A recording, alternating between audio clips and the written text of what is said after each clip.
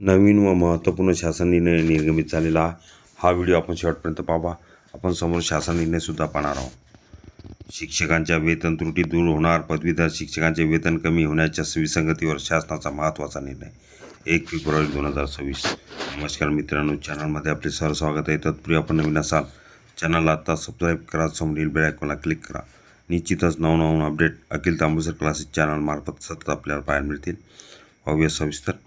प्रतिनिधी राज्यातील शालेय शिक्षण व क्रीडा विभागातील शिक्षक संवर्गाशी संबंधित दीर्घकाळ प्रलंबित असलेल्या वेतन त्रुटीच्या प्रश्नावर अखेर शासनाने दिलासा देणारा निर्णय घेतला आहे.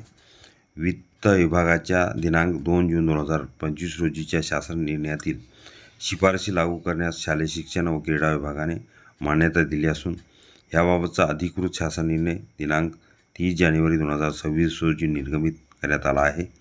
हा निर्णय विशेषतः सहाय्यक शिक्षक व पदवीधर शिक्षकांच्या वेतन निश्चितीतील विसंगती दूर करण्यासाठी महत्त्वपूर्ण ठरणार आहे. वेतन त्रुटी निवारण समितीचा अहवाल आधार.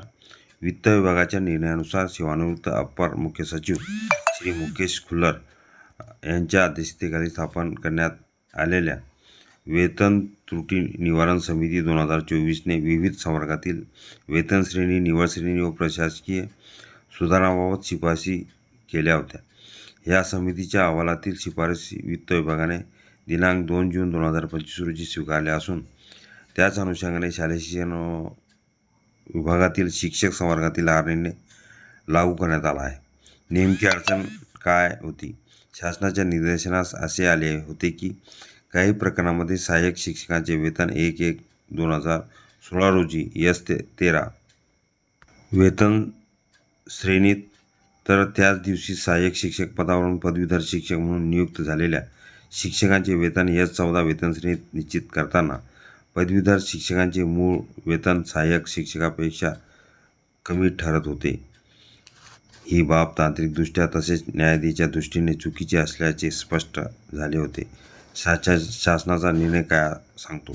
या संदर्भात शासनाने स्पष्ट आदेश दिले आहे की 1/1/2016 रोजी पदवीधर शिक्षकांचे मूळ वेतन कमी होत असेल तर महाराष्ट्र नागरी सेवा सुधारित वेतन नियम 2019 मधील नियम 7(1)(अ)(1) नुसार त्या शिक्षकांचे वेतन त्याच वेतन श्रेणीतील पुढील टप्प्यावर निश्चित करण्यात यावे.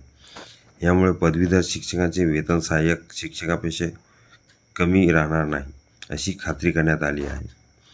लेखा व कोषागाराची महत्त्वाची भूमिका.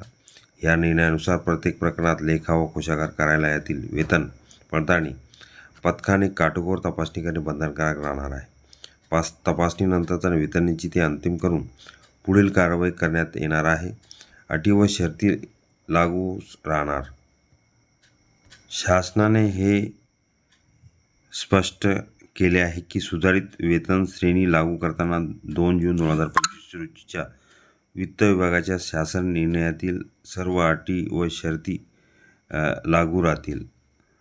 अधिकृत संकेतस्थळावर हा महत्त्वाचा शासन निर्णय www.maharashtra.gov.in या संकेतस्थळावर उपलब्ध असून त्याचा संकेतांक दिलेला आहे 2026/01/30/17/48/12/77/21 असा आहे.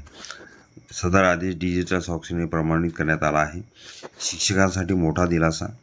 या निर्णयामुळे राज्यातील अनेक पदवीधर शिक्षकांना होणारा आर्थिक अन्याय दूर होणार असून वेतन निश्चितीतील तांत्रिक त्रुटी संपुष्टात येणार आहे. शिक्षक संघटनांनी ह्या निर्णयाचे स्वागत केले असून लवकरात लवकर प्रत्यक्ष अंमलबजावणीची मागणी करण्यात येत आहे.